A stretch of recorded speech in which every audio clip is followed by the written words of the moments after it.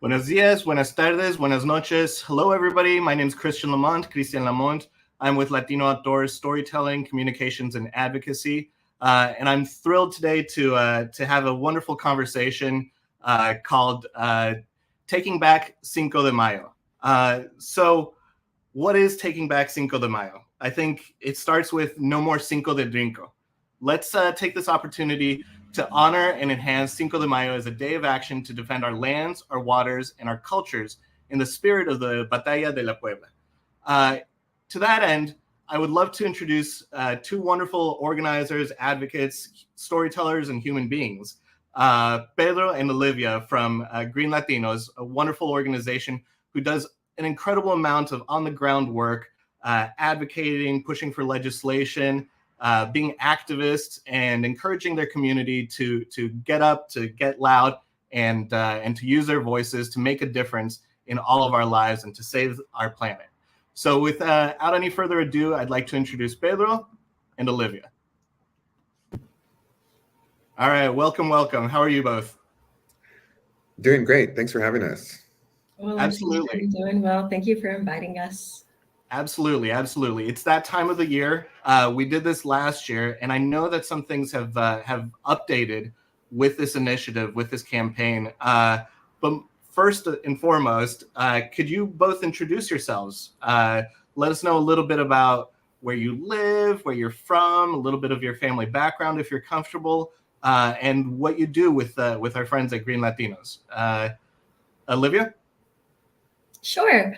Happy Cinco de Mayo, everybody. My name is Olivia Juarez. I'm based in Salt Lake City, Utah, and I'm from, as I like to say, the valley shaped by Great Salt Lake. I'm the Public Land Program Director at Green Latinos, where I've been for a couple of years, although I've been a part of the Green Latinos Comunidad for many, many years since my career in public land conservation started.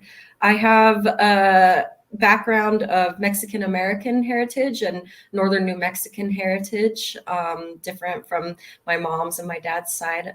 So yeah, that's me. Thank you. Yeah, and I can go next. Hi, everyone. My name is Pedro. I'm calling in from Fresno, California on occupied Yokuts land, and I'm the public lands advocate with Green Latinos.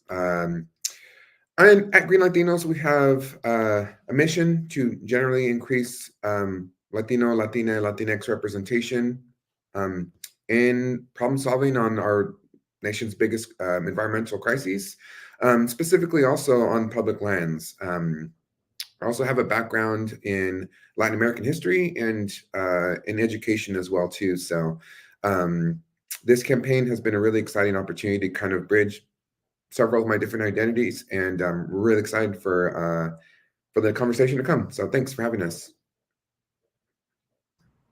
Absolutely, and welcome to you both. Just speaking of identities, I suppose I should share a little bit about my own. I was born in Mexico City, and my family goes back generations and generations. We are tried and true Chilangos, as they like to call us, and a lot of this talk of revolution, of battles, of these kinds of moments are in my family's blood. I mentioned this last year, but my great-great-grandfather was a soldier, then a captain, then a general in the Mexican Revolution, fighting alongside basically, his own fellow country people.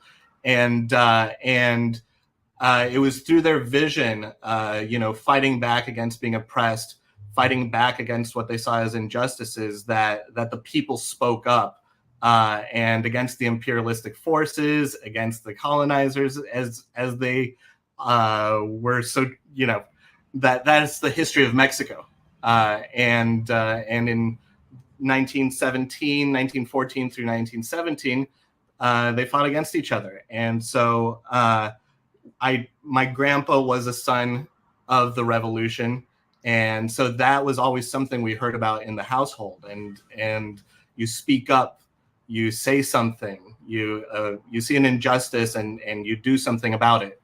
And so this conversation, though it is based around Cinco de Mayo and a battle that happened in the 1800s, it's so relevant, I think, to so many larger conversations.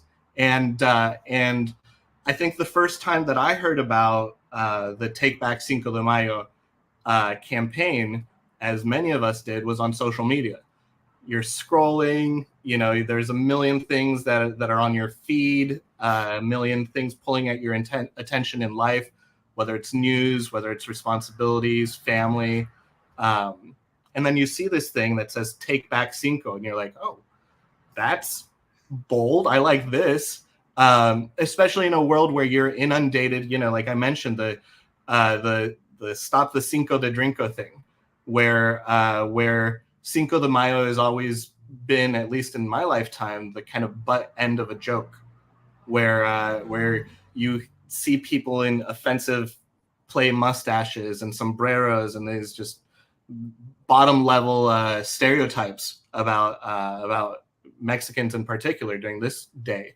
And so when I saw that, I clicked. I had to learn more. And then I went to the Green Latinos page, and I found that, it's an initiative, it's a movement, there's a statement, there's a reason behind this bold social media graphic. And so I wanted to know, what is Take Back Cinco de Mayo, and when did it start? Well, since 2019, the Green Latinos community has been coming together to take back Cinco de Mayo, to push back against the Cinco de Drinko and Drinko de Mayo campaigns that you see pervasively celebrated on May 5th annually.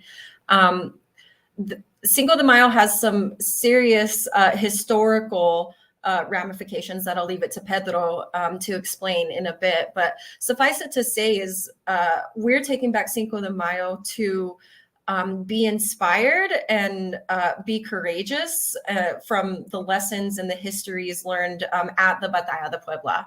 So Cinco de Mayo is a day in history where the Mexican army overcame the French Empire in the town of Puebla, Mexico, on May 5th, 1862. This was a complete underdog story of accomplishment.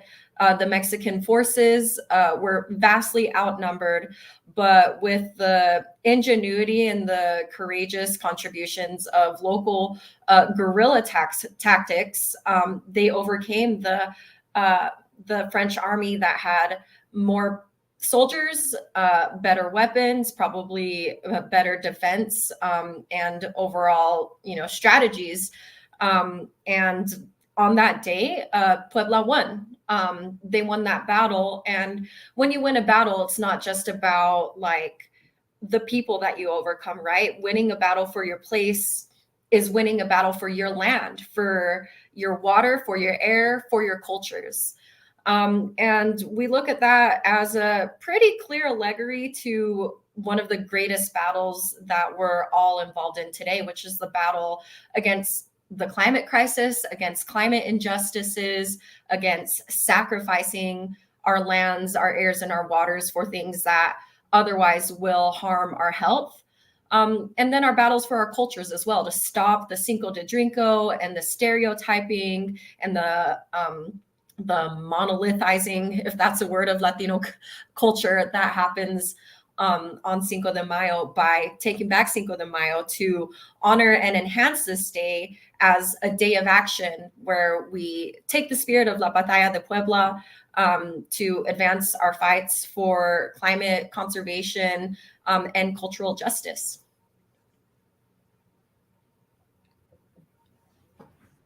I love that overview. I love the framing. And,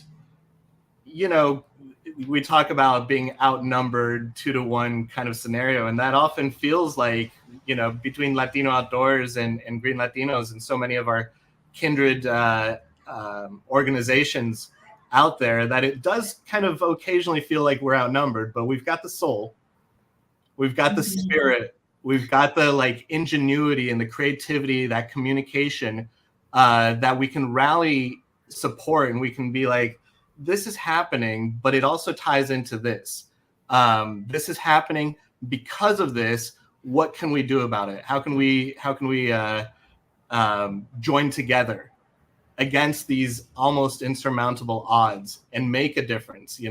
Take our own Battle de Puebla, and I wouldn't say it's a call to arms, but it's definitely a call to action that we can all join in on. And I really appreciate the fact that Green Latinos kind of leads this charge, and made an important day in history so much broader. And it's not just about the Cinco de Mayo, and it's not just about that one battle, but it's about so many battles, how they bring, how they have to do with our freedoms, our liberties, the earth that we're a part of, the climate, everything that we're inheriting, and then everything that we're passing on. So I know you spoke a little bit about it, but Pedro, I was wondering, to you, what's the greater significance of Cinco de Mayo? Yeah, that's a big question, but I'm happy to answer. Maybe I'll also start a little bit with some of my own like family history as well too. My mother's family comes from Nuevo León, Mexico, and my father's family comes from Nayarit, the western coastal state, and both states actually played an important role in Mexican history throughout independence to the revolution and even modern times as well.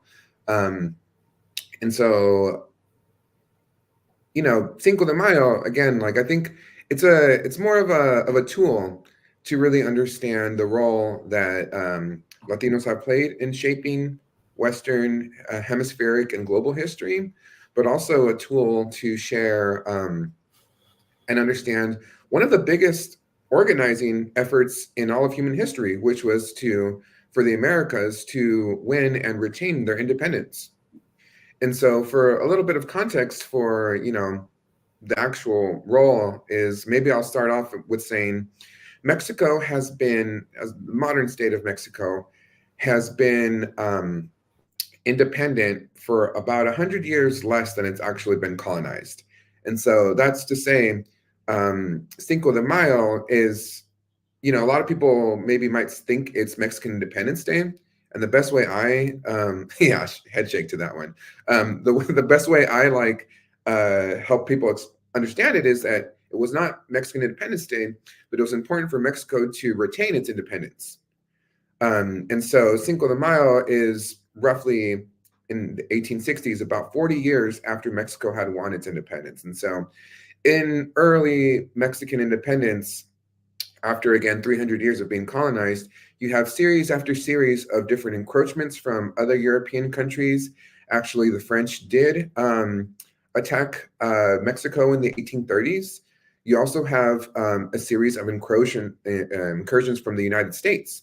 And so, Mexico loses about half of its territory in the war against the United States as well, too. And so this is like one episode in a larger series of colonial powers chipping away at the independence that Mexico had won. And so in a nutshell, this day was symbolic because while they were victorious on this one day, the French still ultimately occupied Mexico City, but nevertheless, Mexico still was able to drive out the French Imperial Army from the Americas ultimately. And I think in that way, it really is an important kind of like episode in understanding like our larger human experience to win and exercise self-determination for our communities, for, the lands that we live on and cohabitate on. But also throughout the Americas, Cinco de Mayo represents one in many different episodes of different countries winning and maintaining their independence as well, too. So I think we also really try to, especially this year, broaden up the narrative to say this is one day, but it represents the larger cultural inheritance of our communities fighting for a better country, a better future, better environment, and more self-determination ultimately. And I think it's also a really good example because it's one of the largest examples of how a hemisphere, a larger community, works towards a larger goal for independence. And so we also need action on this level to address environmental injustice and the climate crisis as well, too. I appreciate that. And I wanted to go back a little bit to how I found out about the Take Back Cinco campaign. Olivia, I was wondering, could you share with us a little bit about like what your impressions are of Cinco de Mayo, and then working on this campaign? Like, how did those two reconcile? Like, what was Cinco before and now to you? Well, with a Mexican dad and Mexican grandma from Guerrero and Mexico City, I could say, I would relate to the experience of a lot of people that don't have like heritage in Puebla specifically, because other than in Puebla, Mexico, Cinco de Mayo really isn't celebrated. It's observed throughout the Mexican state, but Cinco de Mayo is a really big thing throughout the United States, but it wasn't for me. We don't have our carne asada on Cinco de Mayo. We don't, do anything in observance of it. My experience of Cinco de Mayo probably most significantly was being in Salt Lake City, Utah, which is doing better now at being more representative of different cultures in the night scene. For example, like nowadays you have Latin nights at a lot of different bars. But before a couple of years from now, your one Latin night that you would get at a bar the whole year was on Cinco de Mayo.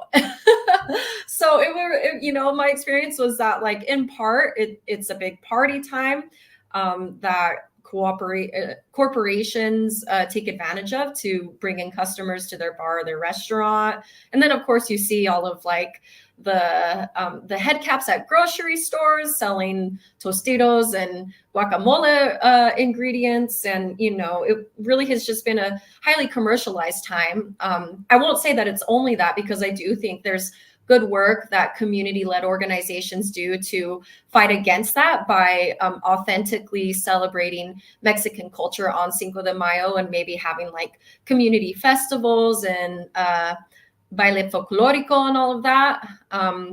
But really personally and specifically towards Cinco de Mayo, it wasn't any observance personally or that I saw in the world that was there to say, like, let's remember and honor La Batalla de Puebla, because that really isn't the point of it, as marketers want us to see it. I appreciate that, and I also appreciate the fact that there is progress, right? And this is spurring on like more conversations, more inclusion, like, the one night versus now there's a larger cultural effort. When we were talking about this, it made me think of Dia de Muertos, and how it started as a very, very like commercialized thing. Well, no, sorry. It started as an indigenous thing in Central America, these traditions, these cultures, parts of Mexico. And growing up in Mexico, like, yes, you would have your altar and those kinds of things, but it wasn't like this massive Pixar and Target and all these things that you see it everywhere. Mm-hmm. And it now is. But out of that commercialization has come this broader and I feel like more healthy conversation, which is like, well, what other countries celebrate a Day of the Dead? How do other Latin American countries and Central American and South American Caribbean countries, how did they celebrate their loved ones and their passing? Is there any overlap into how Mexico and Ecuador view marigolds? Is there any overlap in these traditions? And you see more and more of these articles. You see, if there's a parade celebrating Dia de los Muertos or Dia de Muertos or an altar, you start seeing a little bit more about the other countries who are like, it may not be as commercialized as this one, as the Mexican one, but we too have our experiences.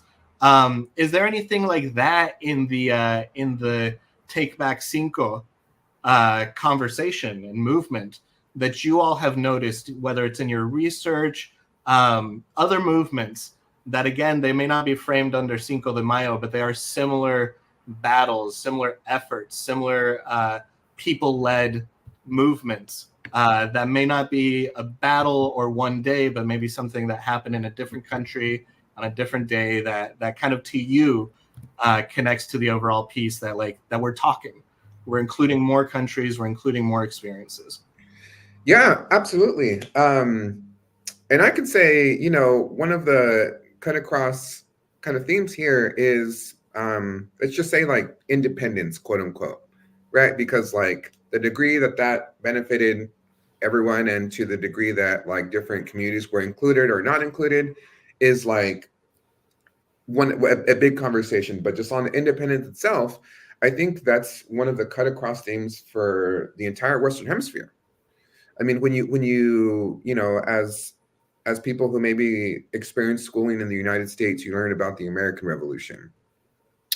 But I think this is an opportunity to understand independence through communities of color and different countries as well too. And so, for example, the Haitian Revolution, which Haiti was the first country besides the United States to win its independence, actually, from the French as well too, occurred from the 1790s to the early 1800s. And so like Haiti was actually the first independent country and actually served as an inspiration point for other different countries, including what we now know as Mexico. But you have, even in Mexican history, you have in the independence movement, you have the Mexican Revolution, which is actually, I argue, a direct tie to the Cinco de Mayo, since actually there was a military general that was captured at Puebla.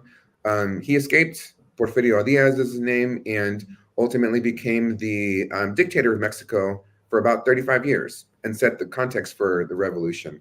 But you also have different efforts like the Sandinistas in Nicaragua trying to assert independence from U.S. influence, actually, or the Cuban Revolution in the 1890s, and also in the 1950s and 60s.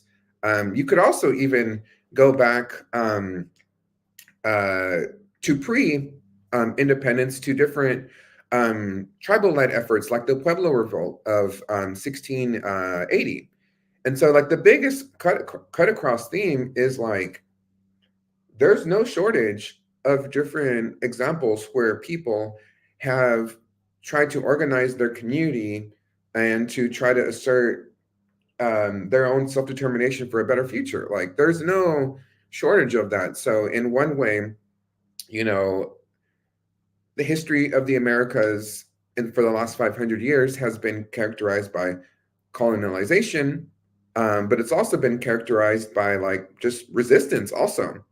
And partly, and due to that resistance as well too, is like why people like us are still here, and so I think like that in itself, like, while again, there has been different levels of success and different levels of oppression and, different levels of liberation, that kind of resistance, I think is one of the things we want to really use this opportunity to like have people re-engage with their history and re-engage with that level of culture, because culture is more than kind of like different dances and like salsas and music. So we want to include like that conversation in that culture that cuts across different communities in the Americas and really over the globe. Yeah, if I can ecologize kind of what I'm hearing you say as our leader and founder at Latino Outdoors, Jose, likes to say. When we talk about sovereignty, independence, self-determination, that really comes back down to our land, our water, and our air. The project of colonialism has for centuries worked to separate people from nature, to separate people from each other, to cause a lot of the fighting and oppression that persists today. And so, I really just want to iterate that, like, the importance today when we think about how we can be inspired from like the Jayuya uprising or the Sandinista revolution or La Batalla de Puebla is these are all moments when people were able to find a success, retain control of their lands, of their waters, and thereby their cultures and everything that's imbued in that. Culture, like Pedro said, is more than the food and the dance. It's the language, it's the way of thinking, it's the way of being in relationship with each other. And so the greater importance moving forward that we're hoping for everybody to take away with Cinco de Mayo is that not necessarily that we're trying to cancel Cinco de Mayo and tell people you can't party, because it's like, that is one of those light and fun things about culture that we love. Green Latinos very much brings together people through celebrating with food, with culture, with community. But we think we can do that, and we can make a difference by being inspired from these times in history throughout the Americas, as we call it today, by also fighting for our own control of our lands and waters to meet our significant climate and conservation goals before us, because we have a lot to do to stop emissions, to allow lands to exist in their natural state, to restore degraded lands and health in over polluted communities. And we, charge forward in that spirit of liberation to have these kinds of healthy, ecologically thriving futures. I really appreciate that you, we don't want to tell anybody you're doing it wrong, and at the same time, it's important to show them there are multiple ways. It's complicated. It's layered. And so even a little thing you don't have to stop the celebration. You don't have to stop being joyful. And I think that's something that's part of Latinidad in general, really. I know there's no such thing as a monolith, but that if there was joy and this way to take the harshest elements of history and oppression and climate on our shoulders and still find a way to dance, still find a way to laugh, still find a way to create music and to create art and to celebrate. I think that is part of all of our nature. And so while we say it's important to know this about Cinco de Mayo and all these other movements, it's important to acknowledge that the climate is impacting all of our communities.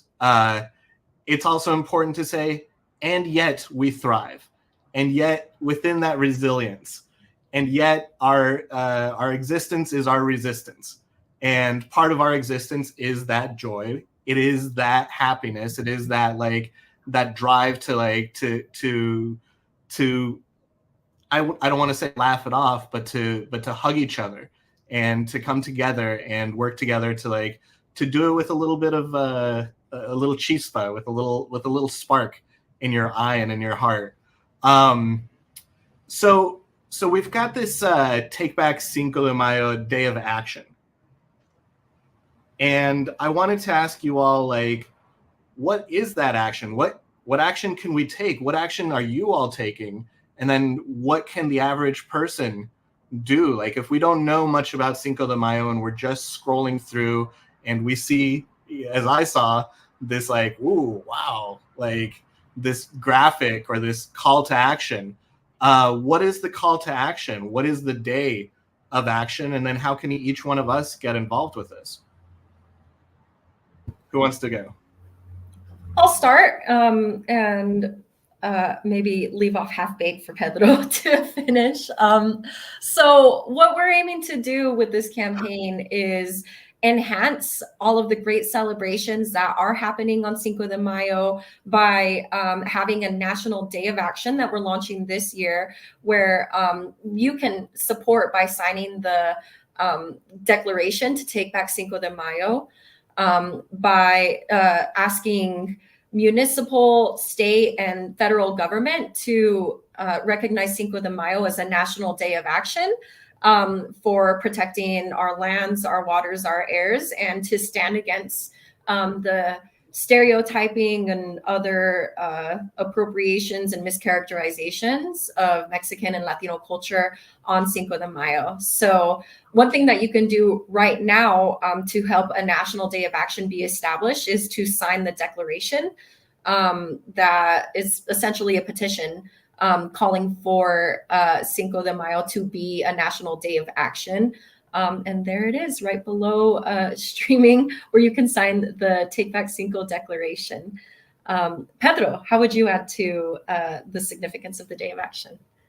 Yeah, I mean, I think it's again, it's kind of coming to this with like the every day is Earth Day vibes, where every day is a good day to serve your community, and again, work to protect what generations before us have won and gifted us and entrusted us as well too. And so, I definitely like encourage you all to kind of like follow up with Green Latinos like social media channels. That'll be another important way where we'll be sharing educational short videos. We have a 90-minute webinar, which we call an encuentro, where we'll be talking at depth on these issues and a couple more that we haven't been able to touch on today. But more broadly, I think it's like really an opportunity for everyone just to learn more about history. And I say this in like the big H meta level history, where it's more than just dates. Historical learning and historical examination is a window for us to understand like our experience as humans and our experience as like cognizant beings who have stumbled onto this beautiful planet and are like trying to figure out what to do. So I think like even just like learning about whether it's Mexican history or your own cultural history as well too, I think that's like a really solid way to like have a body of information and a framework to inform your like actions to protect and enhance and serve your own community as well too. Because really where we're at now is in the same way that Cinco de Mayo was an important episode in like protecting what we want and protecting our independence. Now, with the climate crisis and everything, we're kind of faced with a similar but parallel challenge of protecting what we have now. And so definitely I encourage you all to, learn more and try to plug into serve your community, because it's going to be something where all of us are going to have to chip in for us to win this big victory that generations before us have contributed to, but there's still lots of work to be done. And in the spirit of guerrilla fighting strategy that won La Batalla de Puebla, I want to encourage everybody watching today on Cinco de Mayo to take this day of action outdoors, to take it into your own hands, to serve your own community through the ways that you have direct power to, whether it's going out and picking up trash that you see laying around in your community all the time, seeding, pollinating plants, or just doing something that is going to help others, including the more than human world, to not just survive but thrive where you're living. In defense of our cultural self-determination and just like earnestness, you could also like bring together your friends and family and talk about special cultural things that you want to protect, that you want to honor, cook a meal together, listen to music that your grandparents listen to, look through old photos if you have them. Cinco de Mayo, in addition to protecting our lands and our waters, is a good time to just honor and iterate how valuable our cultures are, so that we can continue to protect them. Cinco de Mayo, May 5th, is also an important day for justice for our Indigenous communities. And I know Christian's pretty passionate about this. So Christian, do you want to talk about the National Day of Awareness for Missing and Murdered Indigenous Women as well? Yeah, thank you. It was there was this wonderful experience. I wish that everybody who's watching could partake in this kind of amazing workshop experience that we had at the Green Latino Summit last year. And it was specifically about the Take Back Cinco campaign and initiative and day of action. And people broke up into smaller groups, and debate was had, and things were learned, and discussions were had. And one of them was about the Day of Missing and Murdered Indigenous Women, Girls, Two-Spirit, and gender diverse peoples in our community, which is also on the 5th of May. And so I wanted to acknowledge that while this is a day of celebration and reckoning, it is also a day of calling to awareness the planet, the peoples of the planet, the plights of our brothers and their sisters, and everybody in between, and the fact that these don't compete. They are very much one and the same as the day of action. And so call your elected representatives, push for more awareness, push for funding, push for action, so that community members and our planet and our future are all tied in one and the same. It's not one or the other. It's not Cinco de Mayo or MMIW Day. It is both, and we hope to amplify equally, because they are as equally as important, the planet and the people who make this planet what it is. So I wanted to mention that, and also like pull back the curtain again to this conversation, this workshop, because it was so multi-level, multi-layered what Green Latinos is doing. You know, you all were talking about corporate accountability. You're talking about like messaging. You were talking about bringing in other people in other situations. What is the day of action? How can you push legislators?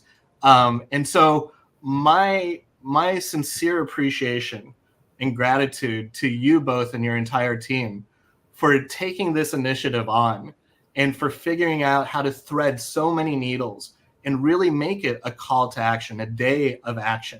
And then every day leading up to it, that you're building awareness, and then not letting off. Because I know that the second that Cinco de Mayo happens, on May 6th, you all are back at work doing everything to make sure that the next year it grows and grows and grows. And so my request to everybody listening and to everybody in our communities and our shared communities is share about Take Back Cinco, reclaim, be a part of this movement, participate in the encuentros when they come to a community near you, amplify these stories, sign those petitions. Don't let the weight of the world get to you so much right at this moment that you're not taking action. Turn that fatigue and that frustration into some sort of action, and follow the lead of Green Latinos and other organizations, and channel that frustration into some sort of action, into some sort of movement. And we invite you all,